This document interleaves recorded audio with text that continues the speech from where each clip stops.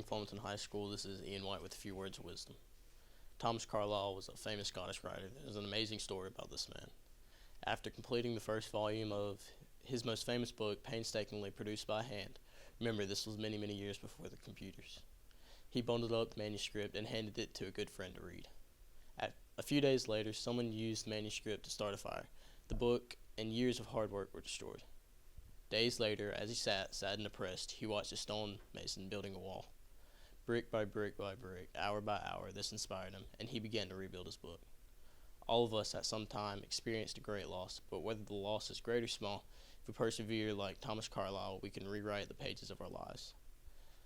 Don't give up in the face of loss and disappointment. Remember, there is a masterpiece inside you waiting to be created or maybe recreated.